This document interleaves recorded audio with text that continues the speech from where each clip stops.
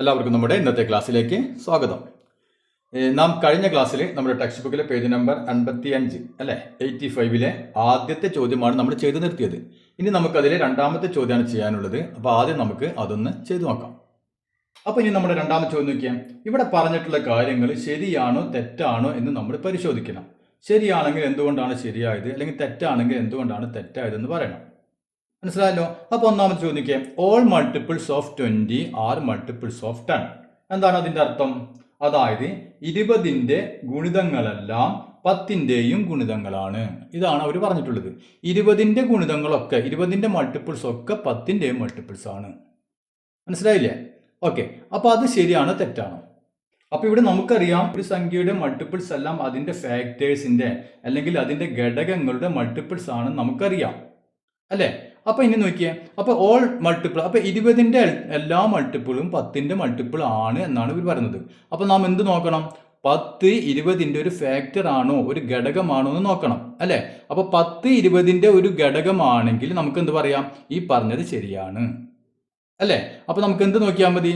10 20ന്റെ ഒരു ഘടകമാണോ എന്ന് നമുക്ക് നോക്കണം അല്ലേ? അപ്പോൾ നമുക്ക് നോക്കിയാൽ 10നെ നമ്മൾ ഏതെങ്കിലും ഒന്ന് ഗുണിച്ച് കഴിഞ്ഞാൽ നമുക്ക് 20 കിട്ടുമോ? കിട്ടും അല്ലേ? ഏതാണ്? 2 × 10 2 × 10 20 അല്ലേ? അപ്പോൾ അതിൻ്റെ അർത്ഥം എന്താണ്? 20ന്റെ ഒരു ഫാക്ടറാണ് 10 അല്ലേ? അങ്ങനെയാണെങ്കിൽ നമുക്കറിയാം 20ന്റെ എല്ലാ മൾട്ടിപ്പിൾസും 20ന്റെ എല്ലാ ഗുണിതങ്ങളും എന്തിൻ്റെ ഗുണിതങ്ങളായിരിക്കും? 10ന്റെ ഗുണിതങ്ങളായിരിക്കും അല്ലേ? അപ്പോൾ ഇത് ശരിയാണല്ലോ. അപ്പോൾ നമുക്ക് എഴുതാം, ഈ പ്രസ്താവന എന്താണ്? ഈ പറഞ്ഞിട്ടുള്ള സ്റ്റേറ്റ്മെന്റ് ട്രൂ അല്ലേ? ഇത് ശരിയാണ്, ട്രൂ, ഇത് ശരിയാണ്. അപ്പോൾ അതിൻ്റെ കാരണം നമുക്ക് എന്ത് എഴുതാം? 10 20ന്റെ ഒരു ഘടകമാണ് അല്ലേ? 10 20ന്റെ ഒരു ഘടകമാണ്. അതുകൊണ്ടാണ് നാം ഇത് എഴുതാൻ കാരണം, ഇത് ശരിയാവാൻ കാരണം അല്ലേ? അപ്പോൾ നമുക്ക് അങ്ങനെ എഴുതാം. അപ്പോൾ നമ്മൾ റീസൺ അതിൻ്റെ കാരണം എഴുതിയാണ്. എന്താ ട്രൂ ആവാനുള്ള കാരണം? ഇതിൻ്റെ reason 10 is A factor of 20 അല്ലേ? 20ന്റെ ഒരു ഫാക്ടർ, ഒരു ഘടകമാണ് 10 അല്ലേ? അപ്പോൾ 20ന്റെ ഘടകമാണ് 10. അങ്ങനെയാണെങ്കിൽ 20ന്റെ എല്ലാ മൾട്ടിപ്പിൾസും എന്തിൻ്റെ മൾട്ടിപ്പിൾസ് ആയിരിക്കും? 10ന്റെയും മൾട്ടിപ്പിൾസ് ആയിരിക്കും. ഓക്കെ ആണല്ലോ. അപ്പോൾ ഞാൻ മലയാളം മീഡിയക്കാർക്ക് വേണ്ടിയിട്ട് 10 20ന്റെ ഒരു ഘടകമാണ് അല്ലേ? അതുകൊണ്ടാണ് ഈ 20ന്റെ എല്ലാ മൾട്ടിപ്പിൾസും 10ന്റെ മൾട്ടിപ്പിൾസ് ആയത്. അപ്പോൾ അത് മനസ്സിലായില്ലേ? ഇനി നമുക്ക് രണ്ടാമത്തത് നോക്കാം. All multiples of 10 are multiples of 2 അല്ലേ? എന്താണ് പറഞ്ഞിട്ടുള്ളത്? 10ന്റെ ഗുണിതങ്ങളെല്ലാം 2ന്റെയും ഗുണിതങ്ങളാണ് അല്ലേ? അപ്പോൾ 10ന്റെ ഗുണിതങ്ങളെല്ലാം 2ന്റെ ഗുണിതങ്ങളാവണമെങ്കിൽ നമുക്കറിയാം എന്തായിരിക്കണം? ഈ 2 എന്ന് പറയുന്നത് 10ന്റെ ഘടകമായിരിക്കണം അല്ലേ? ഫാക്ടർ ആയിരിക്കണം. അപ്പോൾ 10ന്റെ ഫാക്ടർ ആണോ 2 എന്ന് നോക്കാം അല്ലേ? 10ന്റെ ഫാക്ടർ ആണോ 2 എന്ന് നമുക്ക് നോക്കണം. അപ്പോൾ 10ന്റെ ഫാക്ടേഴ്സ് ഏതൊക്കെ വരും? 1 × 10 10 അല്ലേ? അപ്പോൾ നമ്മൾ നേരത്തെ പറഞ്ഞു, അപ്പോൾ അത് ഒഴിവാക്കാം. പിന്നെ ഏതാണ് വരാം? 2 × 5 അല്ലേ?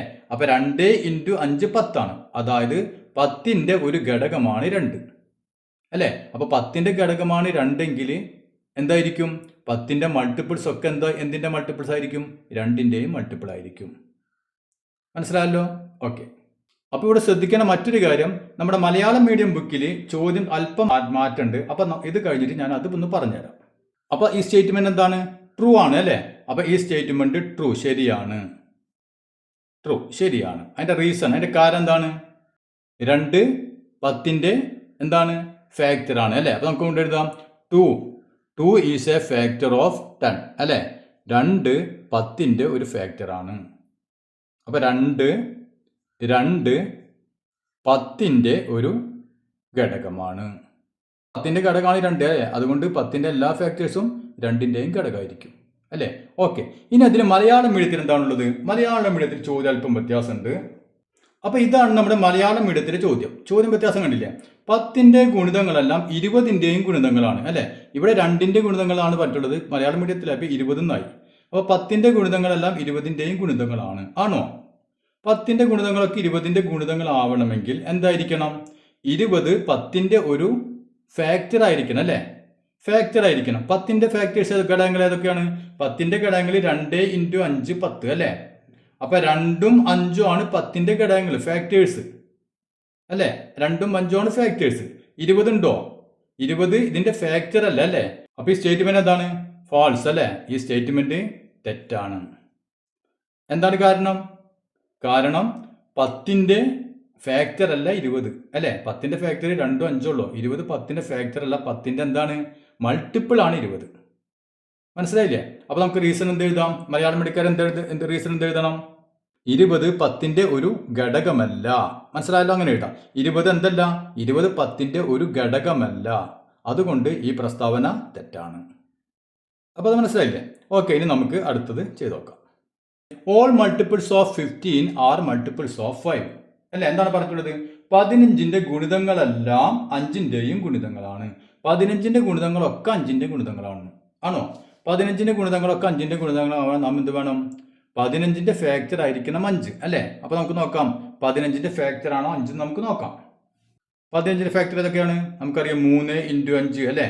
3 × 5 15. അതായത് 15ന്റെ ഫാക്ടർ ആണ്, ഘടകമാണ് ഏത്? 5 അല്ലേ? അപ്പൊ അതുകൊണ്ട് എന്തായിരിക്കും? അതുകൊണ്ട് 15ന്റെ എല്ലാ ഫാക്ടറും 5ന്റെയും ഫാക്ടർ ആയിരിക്കും അല്ലേ? അതേപോലെ 3ന്റെയും ഫാക്ടർ ആയിരിക്കും. അപ്പൊ നമ്മളെ ഈ പ്രസ്താവന അല്ലെ, ഈ സ്റ്റേറ്റ്മെന്റ് എന്താണ്?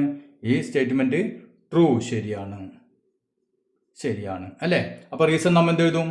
റീസൺ നമുക്ക് എഴുതാം 5 ഈസ് എ ഫാക്ടർ ഓഫ് 15. 5 15ന്റെ ഒരു ഫാക്ടറാണ്, ഒരു ഘടകമാണ്. അതായത് മലയാളം പഠിക്കാൻ എന്ത് എഴുതാം? 5 15ന്റെ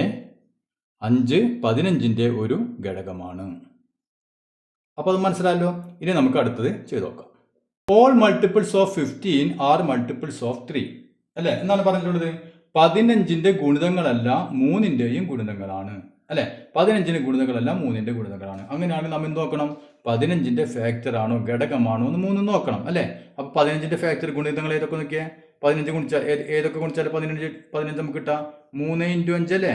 3 × 5 15 ആണ്. അതായത് 15ന്റെ ഫാക്ടർ ആണ് 3 അല്ലെങ്കിൽ 15ന്റെ ഫാക്ടർ ആണ് 5 അല്ലേ? അപ്പൊ അങ്ങനെയാണെങ്കിൽ ഈ പറഞ്ഞ സ്റ്റേറ്റ്മെന്റ് ശരിയല്ലേ? അപ്പൊ ഈ സ്റ്റേറ്റ്മെന്റ് ട്രൂ, ശരിയാണ്.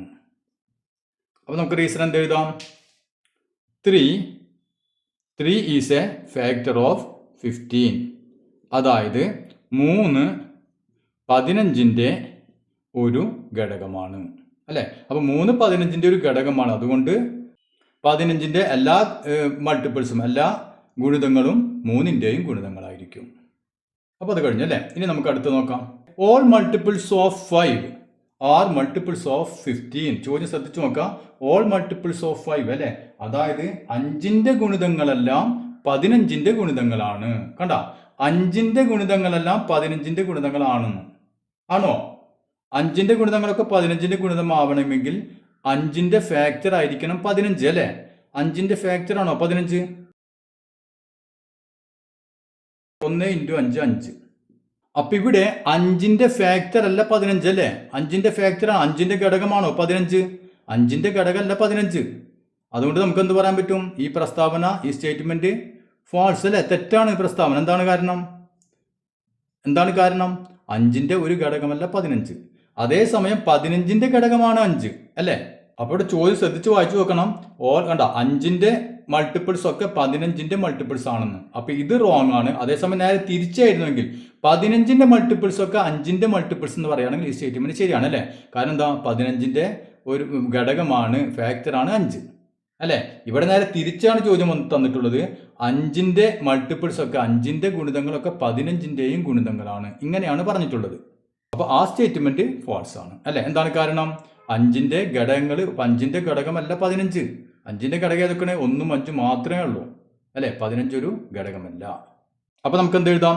15ന്റെ ഒരു ഘടകമല്ല 5 അല്ലെ? അപ്പൊ നമുക്ക് എഴുതാം 15 ഈസ്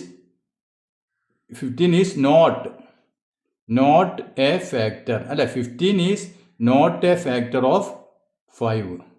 അതായത് 5ന്റെ ഒരു ഫാക്ടർ അല്ല. അതായത് 5ന്റെ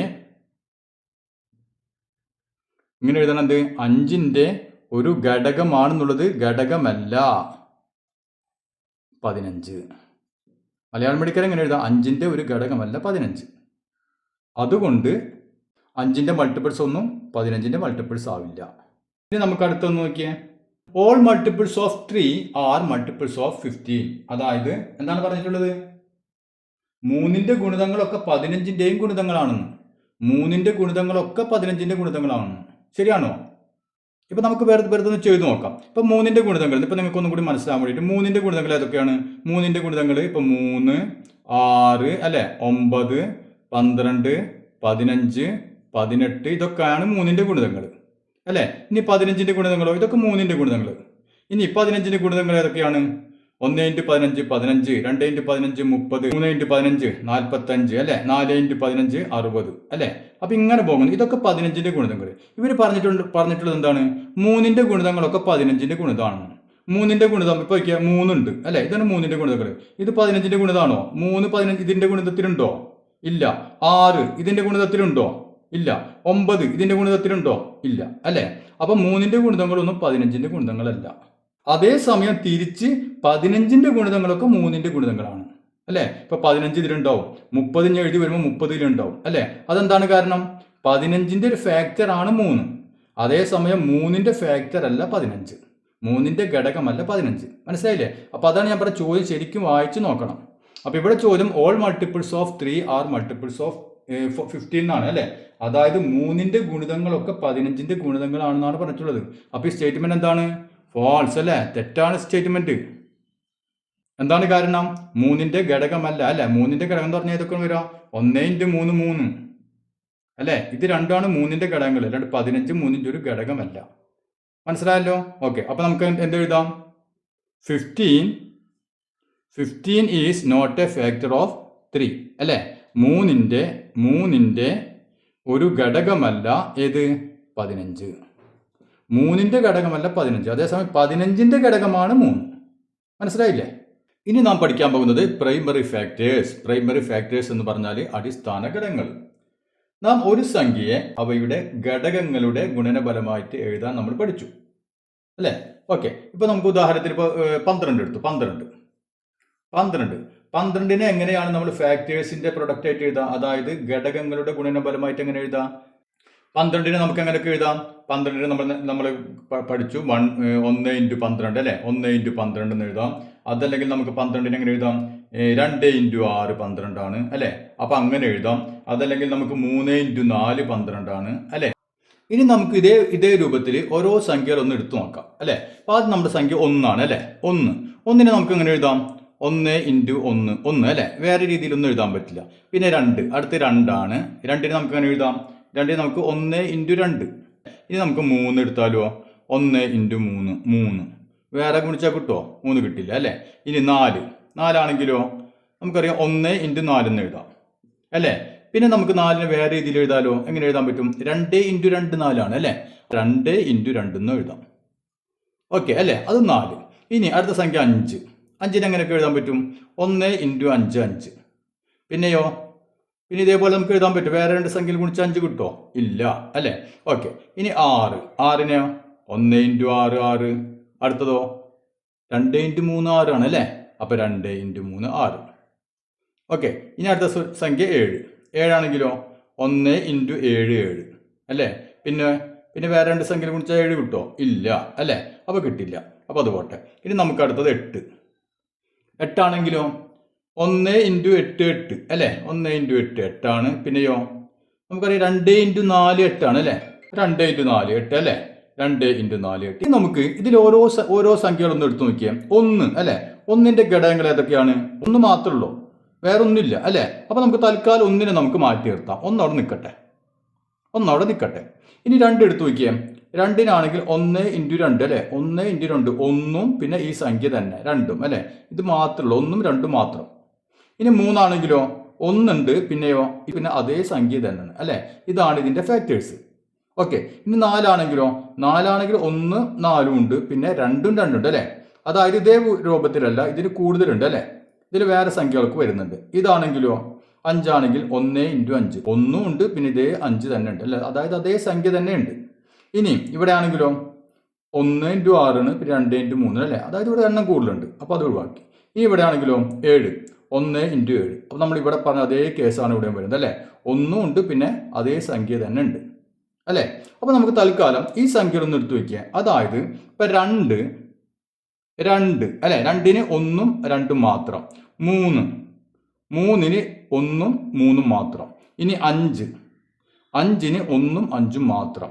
ഇനി 7 7ന് 1ഉം 7ഉം മാത്രം അല്ലേ. അപ്പോൾ ഇതേപോലെ നമ്മൾ എടുത്തു പോവുകയാണെങ്കിൽ നമുക്കിതുപോലെ പല സംഖ്യകൾ നമുക്ക് കിട്ടും. അപ്പോൾ ഈ സംഖ്യകളുടെ നമ്മൾ ഈ റൗണ്ട് ചെയ്ത സംഖ്യയുടെ പ്രത്യേകത എന്താണ്? ആ സംഖ്യകൾക്ക് അവയുടെ ഫാക്ടേഴ്സ് 1ഉം പിന്നെ ആ സംഖ്യയും മാത്രമേ ഉള്ളൂ അല്ലേ, വേറെ ഒരു സംഖ്യയില്ല. ഇത്തരം സംഖ്യകളാണ് നാം എന്ത് പറയുക? വളരെ പ്രധാനപ്പെട്ട ഒരു ഭാഗമാണിത്. ഇത്തരം സംഖ്യകൾ നാം എന്ത് പറയും? പ്രൈം നമ്പേഴ്സ് എന്ന് പറയും. അപ്പോൾ വളരെ പ്രധാനപ്പെട്ടതാണ്. ഇതിനെയാണ് നാം പ്രൈം നമ്പേഴ്സ് എന്ന് പറയുക. അപ്പോൾ എന്താണ് പ്രൈം നമ്പേഴ്സ്? ഒന്നിനേക്കാൾ വലിയ എണ്ണൽ സംഖ്യ, ആ സംഖ്യയ്ക്ക് 1ഉം ആ സംഖ്യ മാത്രമാണ് ഘടകങ്ങളെങ്കിൽ, അതായത് ഫാക്ടേഴ്സ് എങ്കിൽ, നാം ആ സംഖ്യകൾ എന്ത് പറയും? പ്രൈം നമ്പേഴ്സ് എന്ന് പറയും. അപ്പോൾ പ്രൈം നമ്പേഴ്സിന് എപ്പോഴും 2 ഘടകങ്ങളെ ഉണ്ടായിരിക്കുള്ളൂ. ഒന്ന് ഏതാണ്? 1. അടുത്തത് ഏതാണ്? ആ സംഖ്യ തന്നെ. മനസ്സിലായല്ലോ? അതാണ് പ്രൈം നമ്പേഴ്സ്. അപ്പോൾ മലയാളത്തിൽ പറയും അഭാജ്യ സംഖ്യകൾ. അപ്പൊ അങ്ങനെയാണെങ്കിൽ ബാക്കിയുള്ള നമ്പേഴ്സ് ഉണ്ട് അല്ലെ, ബാക്കി ഇപ്പൊ 4, 6, 8, അത് കഴിഞ്ഞാൽ 10 അല്ലെ. അപ്പൊ ഈ സംഖ്യകൾ എന്ത് പറയും? ഈ സംഖ്യകളെ പറയും കോമ്പോസിറ്റ് നമ്പേഴ്സ് എന്ന് പറയും, അതായത് ഭാജ്യ സംഖ്യകൾ എന്ന് പറയും. അതായത് മലയാളം പഠിക്കാൻ എന്ത് പറയും? ഭാജ്യ. മറ്റേത് അഭാജ്യം, ഇത് ഭാജ്യ. ഭാജ്യ സംഖ്യകൾ. അപ്പൊ ഇത് അഭാജ്യ സംഖ്യകൾ, ഇത് ആ കളയ ഭാജ്യ സംഖ്യകൾ. അപ്പൊ ഇനി നമ്മൾ അടുത്ത ക്ലാസ്സുകളൊക്കെ ചെല്ലുമ്പോൾ പ്രൈം നമ്പേഴ്സ് എന്ന് ചോദിച്ചിട്ടുണ്ടാവുള്ളൂ. അപ്പൊ പ്രൈം നമ്പേഴ്സ് എന്ന് മനസ്സിലായല്ലോ. അപ്പൊ 2, 3, 5, 7 തുടങ്ങിയവാണ് പ്രൈം നമ്പേഴ്സ് അല്ലേ. അപ്പൊ അതിന്റെ പ്രത്യേകത എന്താണെന്ന് മനസ്സിലായല്ലോ. ഓക്കെ, ഇനി 1ന്റെ കാര്യം. എന്തെന്നാണ്? 1 പ്രൈം നമ്പറിലും പെടില്ല, ഈ കോമ്പോസിറ്റ് നമ്പറിലും പെടില്ല. അതായത് 1 അഭാജ്യ സംഖ്യയോ അല്ല, ഭാജ്യ സംഖ്യയോ അല്ല. ഇനി നമുക്ക് ഏത് കോമ്പോസിറ്റ് നമ്പറിനെയും പ്രൈം നമ്പറിന്റെ പ്രൊഡക്റ്റ് ആയിട്ട് എഴുതാൻ പറ്റും. അതായത് അഭാജ്യ സംഖ്യകളുടെ പ്രൊഡക്റ്റ് ആയിട്ട് എഴുതാൻ പറ്റും. അപ്പോൾ അത് എങ്ങനെയാണ് എന്ന് നമുക്കൊന്ന് നോക്കാം. ഇപ്പം നമുക്ക് ഉദാഹരണത്തിന് 84 എടുത്തു. 84 ഒരു സംഖ്യ അല്ലേ. ഇതെന്ത് നമ്പറാണ്? ഇത് ഭാജ്യ സംഖ്യയാണ് അല്ലേ, കോമ്പോസിറ്റ് നമ്പറാണ്. അതായത് 2ൽ കൂടുതൽ ഘടകങ്ങൾ ഇതിനുണ്ട് അല്ലേ. അപ്പോൾ ഇതിന് നാം എന്ത് ചെയ്യാൻ പോകുന്നു? ഇതിന് നാം അഭാജ്യ സംഖ്യകളുടെ പ്രൊഡക്റ്റ് ആയിട്ട് പിരിച്ചെഴുതാൻ പോകുന്നു. നമുക്കറിയാം പ്രൈം നമ്പേഴ്സ് നമ്മൾ പറഞ്ഞല്ലോ, ഏതൊക്കെയാണ്? ഏറ്റവും ചെറുത് 2, പിന്നെ 3, പിന്നെ 5 അല്ലേ, 7, 11, ഇതൊക്കെയാണ് പ്രൈം നമ്പേഴ്സ്. അപ്പൊ നമുക്കിവിടെ 84 അല്ലേ. 84 ആദ്യം നമ്മൾ എന്ത് ചെയ്യണം? 84നെ 2 കൊണ്ട് ഡിവൈഡ് ചെയ്യാൻ പറ്റുമോ എന്ന് നോക്കാം. അപ്പൊ 84 നമുക്ക് 2 കൊണ്ട് ഡിവൈഡ് ചെയ്യാലോ. 2 കൊണ്ട് ഡിവൈഡ് ചെയ്യാം അല്ലേ. അപ്പൊ നമുക്ക് 84 എന്തെന്ന് എഴുതാം? 2 ഇൻറ്റു 84 2 കൊണ്ട് ഡിവൈഡ് ചെയ്യാൻ എത്ര കിട്ടും? നമുക്ക് 42 അല്ലേ. 42 കിട്ടും. അതായത് ഇതിന്റെ പകുതി, 84ന്റെ പകുതിയാണ് 42 അല്ലേ. അപ്പൊ നിങ്ങളൊന്ന് ഹരിച്ചു നോക്കാം. അപ്പോൾ നമുക്ക് 42 പെട്ടെന്ന് കിട്ടാത്തവരൊന്ന് ഹരിച്ചു നോക്കാം. അപ്പോൾ നമുക്ക് 42 കിട്ടി. അപ്പോൾ നമുക്ക് 2 ഇൻറ്റു 42 എന്ന് എഴുതാം 54. ഓക്കെ, ഇതെന്താ? നമുക്ക് 2നെ ഇനി വേറെ എഴുതാൻ പറ്റില്ലല്ലോ. 2 പ്രൈം നമ്പർ ആണ് അല്ലേ. 2 പ്രൈം നമ്പർ ആണ്, അതുകൊണ്ട് പിന്നെ അതിനെ തൊടാൻ പറ്റില്ല. അപ്പോൾ 2 അങ്ങനെ തന്നെ കിടന്നോട്ടെ. ഇനി 42നെ വീണ്ടും നമുക്ക് എന്ത് ചെയ്യാം? പിരിച്ചെഴുതാൻ പറ്റും അല്ലേ. 2 ഇൻറ്റു അല്ലേ, 42നെ 2 കൊണ്ട് ഡിവൈഡ് ചെയ്താൽ നമുക്ക് 2 ഇൻറ്റു 21 അല്ലേ. 42നെ നാം 2 കൊണ്ട് ഡിവൈഡ് ചെയ്ത് നമുക്ക് 21 കിട്ടും. അതായത് 42ന്റെ പകുതിയാണ് 21 അല്ലേ. അപ്പൊ നമുക്ക് 42നെ നാം 2 ഇൻറ്റു 21 എഴുതി. ഓക്കെ ആണല്ലോ, മനസ്സിലായില്ലേ? ഓക്കെ, ഇനി അടുത്ത സ്റ്റെപ്പ് നോക്കിയേ. ഇപ്പൊ 2 നമ്മൾ ആദ്യത്തെ 2 നമുക്ക് ഒന്നും ചെയ്യാൻ പറ്റില്ല, 2 അവിടെ കിടന്നോട്ടെ. ഇൻറ്റു ഈ 2നെ നമുക്ക് എല്ലാം ചെയ്യാൻ പറ്റുമോ? ഇല്ല, അതൊക്കെ പ്രൈം നമ്പർ ആണ് അല്ലേ. അപ്പൊ 2 അവിടെ കിടന്നോട്ടെ. ഇനി 21 നമുക്ക് മാറ്റി എഴുതാമല്ലോ, ഘടകങ്ങളാക്കി എഴുതാം അല്ലേ. എന്ത് ചെയ്യും? 21 2 കൊണ്ട് ഡിവൈഡ് ചെയ്യാൻ പറ്റുമോ? പറ്റില്ല. ഇതെന്താണ്? ഓഡ് നമ്പറാണ്, ഒറ്റ സംഖ്യയാണ് അല്ലേ. ഒറ്റ സംഖ്യ വന്നു കഴിഞ്ഞാൽ ഇവിടെ 2 കൊണ്ട് ഡിവൈഡ് ചെയ്യാൻ പറ്റില്ല. ഇനി നമുക്ക് 3 കൊണ്ട് ഡിവൈഡ് ചെയ്യാൻ പറ്റും നോക്കാം അല്ലേ. അപ്പോൾ 21 ആണ്. 3ന്റെ ടേബിൾ 21 ഇല്ലേ. 7 ഇൻറ്റു 3 21 അല്ലേ. 7 ഇൻറ്റു, അപ്പോൾ ടേബിൾ പഠിക്കാത്തൊരു നല്ല വണ്ണം പഠിക്കുക, എന്നാലും ഇതൊക്കെ പെട്ടെന്ന് നമുക്ക് ചെയ്യാൻ പറ്റുള്ളൂ. അപ്പോൾ 7 ഇൻറ്റു 3 21 അല്ലേ. അപ്പോൾ നമുക്ക് 21ന് എന്ത് എഴുതാം? 3 ഇൻറ്റു 7 അല്ലേ. 3 ഇൻറ്റു 7 21. ഇനി നമുക്ക് നോക്കിയാൽ 2നെ ഒന്നും മാറ്റി എഴുതാൻ പറ്റില്ല, 2 തന്നെ എഴുതാൻ പറ്റില്ല. ഈ 2നെയും പറ്റില്ല, ഈ 3നെയും പറ്റില്ല. ഇത് പ്രൈം നമ്പറാണ്. 7ഉം പ്രൈം നമ്പറാണ് അല്ലേ. അപ്പൊ ഇനി നമുക്ക് ഇതിൽ ഒന്നിനെയും ഇതേപോലെ ഘടകങ്ങളാക്കി എഴുതാൻ പറ്റില്ലല്ലോ. ഇല്ല. അപ്പൊ നമ്മൾ 84 നമ്മൾ ഇങ്ങനെ എഴുതി. 84 നമുക്ക് 2 ഇൻറ്റു 2 ഇൻറ്റു 3 ഇൻറ്റു 7 എന്ന് മാറ്റി എഴുതി. മനസ്സിലായല്ലോ. അപ്പൊ 2 ഇൻറ്റു 2 എത്രയാണ്? 4. 4 ഇൻറ്റു 3 എത്രയാണ്? 4 ഇൻറ്റു 3 12. 12 ഇൻറ്റു 7 എത്രയാണ്? 12 ഇൻറ്റു 7 84. കണ്ടില്ലേ? അപ്പൊ നമുക്ക് ഇതേ രൂപത്തിൽ എഴുതി. ഒരു സംഖ്യയെ അഭാജ്യ സംഖ്യകളുടെ, അതായത് പ്രൈം നമ്പേഴ്സിന്റെ പ്രൊഡക്റ്റ് ആയിട്ട്, അത് അഭാജ്യ സംഖ്യകളുടെ ഗുണനഫലമായിട്ട് എഴുതാം. ഇങ്ങനെയാണ്. ഇനി ഇത് നമുക്ക് ഒരു ചിത്രം രൂപത്തിൽ നമുക്ക് വരയ്ക്കാൻ പറ്റും. അതായത് ഒരു പിക്ചർ അല്ലെ, ഒരു പിക്ചർ രൂപത്തിൽ. ഇപ്പൊ നോക്കിയാൽ നമുക്ക് 84 ആണ് വേണ്ടത് അല്ലേ. 84 84 എഴുതി. 84 നമ്മൾ എങ്ങനെ മാറ്റി? നമ്മളിവിടെ പറഞ്ഞ സ്റ്റെപ്പ് തന്നെ, അതായത് 2 × 42 ആണ് 84 അല്ലേ. അപ്പോൾ നമുക്ക് എന്ത് ചെയ്യാം? നമുക്ക് ഇങ്ങനെ 2 വര കൊടുക്കാം. ഓക്കെ, അപ്പോൾ ഇവിടെ 2 അല്ലേ, 2 × 24 അല്ലേ, നമ്മൾ 42. ഇവിടെ നമ്മൾ 2 × 42 എഴുതിയില്ലേ, അതേപോലെ നമുക്ക് എന്ത് എഴുതാം? 2 എഴുതി, ഇവിടെ 42 എഴുതി അല്ലേ. അപ്പോൾ 84 നമ്മൾ 2 × 42 നമ്മൾ മാറ്റി എഴുതി. ഓക്കെ, ഇനി നമ്മൾ 2 എന്താണ്? അഭാജ്യ സംഖ്യയാണ് അല്ലേ, പ്രൈം നമ്പർ. അതിനെ നമുക്ക് തൊടണ്ട, അതവിടെ നോട്ടെ. ഇനി 42 നമുക്ക് മാറ്റുമല്ലോ. ഇവിടെ നമ്മൾ 42 മാറ്റിയത്, അതേപോലെ ഇവിടെ നമുക്ക് 42 മാറ്റി എഴുതാം. എങ്ങനെ എഴുതാം? 42 2 കൊണ്ട് ഡിവൈഡ് ചെയ്യുന്ന 2 × 21 അല്ലേ, 2 × 21 മനസ്സിലായില്ലേ. അപ്പോൾ 42 2 × 21 വന്നു. അപ്പോൾ ഇവിടെ എന്ത് വന്നു? 2 വന്നു അല്ലേ. 2 പ്രൈം നമ്പർ അല്ലേ, 2 ഇനി തൊടണ്ട, 2 അവിടെ കിടന്നോട്ടെ. ഇത് നമുക്ക് 21 പിടിക്കാം. 21 അങ്ങനെ മാറ്റി എഴുതാം. അപ്പോൾ നമ്മൾ ഇതിനെ 3 × 7 എഴുതി. ഇനി 3 അവിടെ കിടന്നോട്ടെ. 7 ഒന്നും ചെയ്യാൻ പറ്റില്ല അല്ലേ. 7 എന്താണ്? അഭാജ്യ സംഖ്യയാണ്. അതുകൊണ്ട് ഇതിനെയും തൊടാൻ പറ്റില്ല. അപ്പോൾ നമുക്ക് അവസാനം തോന്നും ഈ ലൈനിലുള്ളത് അവസാനം ഇവിടെ ഒരു അഭാജ്യ സംഖ്യ വന്നു അല്ലേ, പ്രൈം നമ്പർ വന്നു. അപ്പോൾ ഇവിടെ പ്രൈം നമ്പർ വരുന്നത് വരെ ഇങ്ങനെ ചെയ്തു പോവാം. അപ്പോൾ ഇവിടെ അവസാനം പ്രൈം നമ്പർ കിട്ടിയാലോ? ഇപ്പോൾ നോക്കിയാൽ ഇവിടെ കിട്ടിയത് മുഴുവൻ നമുക്ക് പ്രൈം നമ്പേഴ്സാണ് അല്ലേ. അപ്പോൾ 2 കിട്ടി, ഇവിടെ 2 കിട്ടി, ഇവിടെ 3 കിട്ടി, ഇവിടെ 7 കിട്ടി. മനസ്സിലായില്ലേ. അപ്പോൾ നമുക്ക് എന്ത് എഴുതാം? 54 84 അങ്ങനെ എഴുതാം.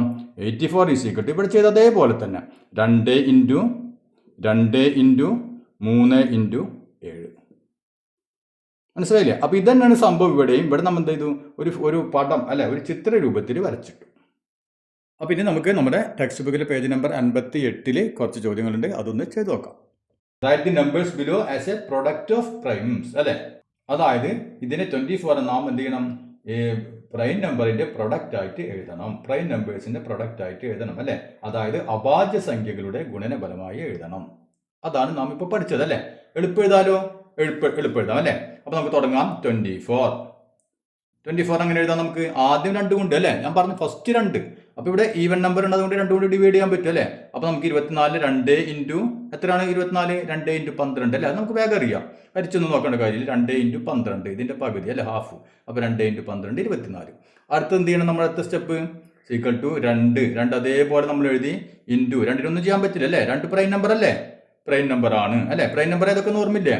2 3 5 7 11 അല്ലേ, ഇതൊക്കെയാണ് പ്രൈം നമ്പർ. അപ്പോൾ പ്രൈം നമ്പർ വന്നു കഴിഞ്ഞാൽ പിന്നെ നമുക്കൊന്നും ചെയ്യാനില്ല അല്ലേ. അപ്പോൾ നമ്മൾക്ക് 2 × 12 2 അതേപോലെ എഴുതി. 12 നമ്മൾ എങ്ങനെ എഴുതാൻ പറ്റും? ഘടകങ്ങളാക്കി എഴുതാൻ പറ്റും. 12 നമുക്ക് 6 × 2 അല്ലേ, 2 × 6 12. അപ്പോൾ 2 × 6 12. ഇതേപോലെ എഴുതാം. ആദ്യം നമ്മൾ 2 3 അത് അടുത്ത സൈഡിൽ എഴുതാം, അല്ലാണ്ട് 6 × 2 എഴുതണ്ട. അപ്പോൾ നമുക്ക് എഴുതാൻ ബുദ്ധിമുട്ടാവും. അപ്പോൾ ഈ 12 നമ്മൾ എങ്ങനെ എഴുതി? 2 × 6 12. ഓക്കെ ആണല്ലോ. ഓക്കെ, ഇനി നമുക്ക് നോക്കിയാൽ ഇതിനെ 2 അങ്ങനെ തന്നെ അല്ലേ, 2 അതേപോലെ തന്നെ കിടന്നോട്ടെ. ഇൻറ്റു ഇത് 2 കിടന്നോട്ടെ, അതൊക്കെ പ്രൈം നമ്പറാണ്. ഇൻറ്റു ഇനി 6 പ്രൈം നമ്പർ അല്ല. അപ്പോൾ നമ്മൾ എന്ത് ചെയ്യാം? 6 നമുക്ക് 2 × 3 6 അല്ലേ. അപ്പോൾ 2 × 3 6. ഓക്കെ ആണല്ലോ. ഇനി നമുക്ക് ഇതിനെ ആരെങ്കിലും മാറ്റാൻ പറ്റുമോ? ഘടകങ്ങളാക്കാൻ പറ്റുമോ? ഇത് പ്രൈം നമ്പർ, ഈ 2 പ്രൈം നമ്പർ, പിന്നെ 3 പ്രൈം നമ്പറാണ് അല്ലേ. അപ്പോൾ കഴിഞ്ഞു അല്ലേ. അപ്പോൾ 24 നാം എങ്ങനെ എഴുതി? പ്രൈം നമ്പേഴ്സിന്റെ പ്രൊഡക്റ്റ് ആയിട്ട് എഴുതി.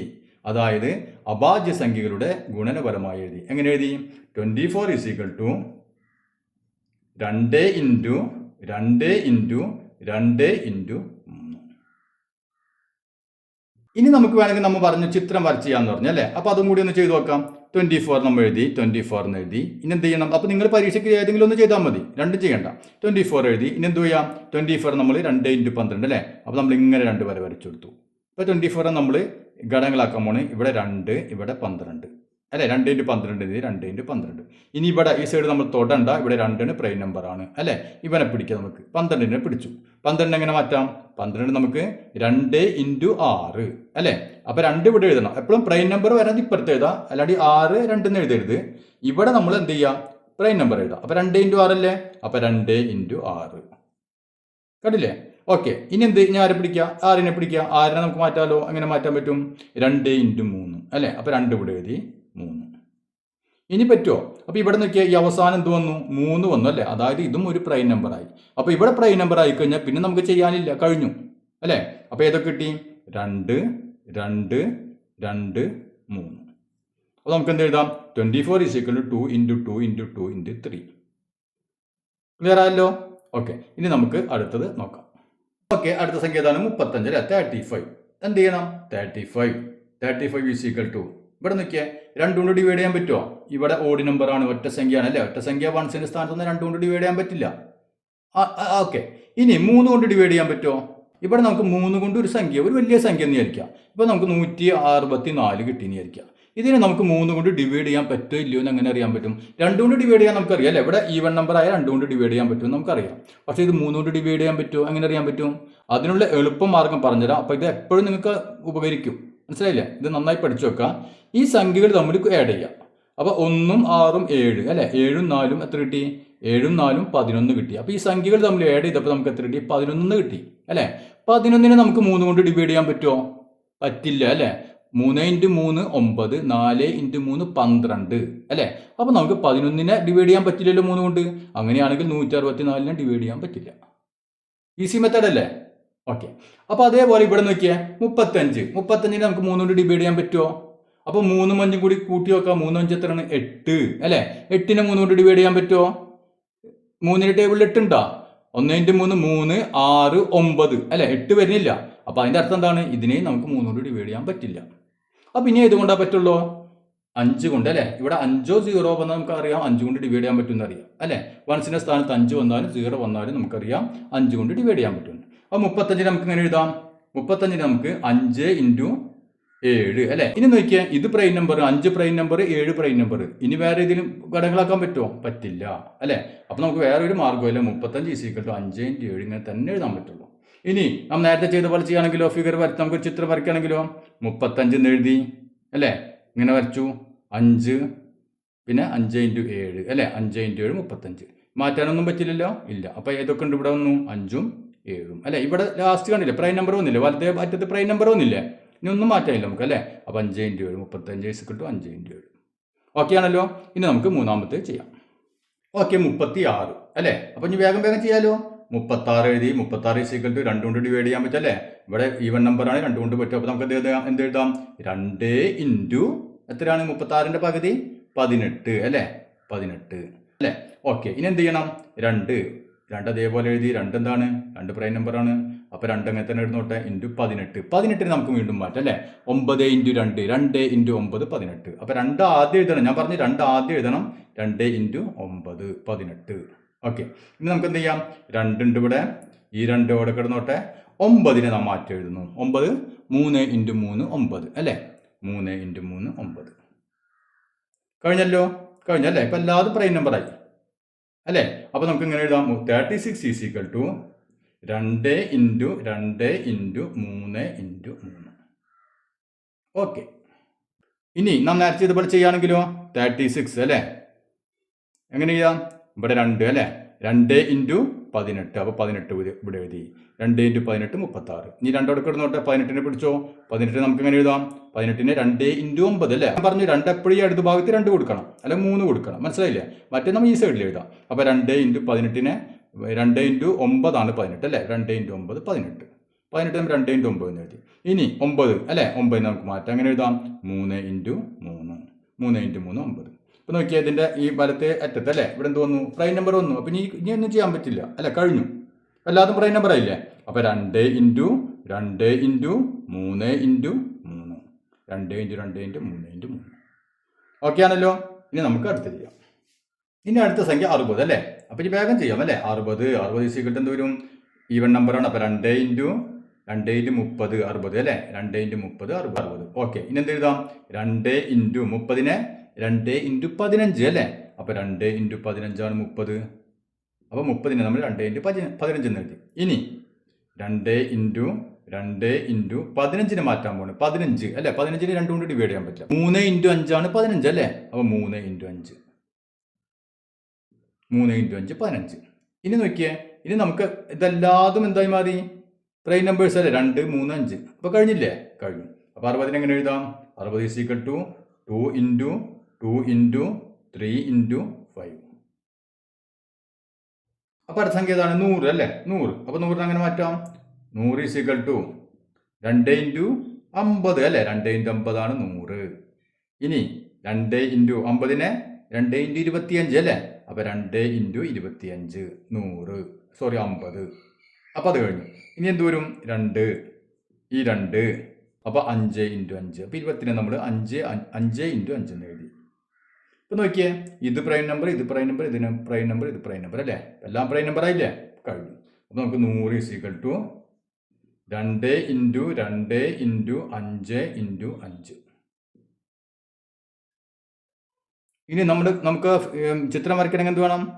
100 അല്ലേ, 100 എഴുതി, വളരെ ഈസി ആയിട്ട് വരയ്ക്കാം അല്ലേ. ഇങ്ങനെ എഴുതി 2 × 9, അപ്പോൾ 2 ഇവിടെ എഴുതി, 2 × 50, 50 ഇവിടെ എഴുതി.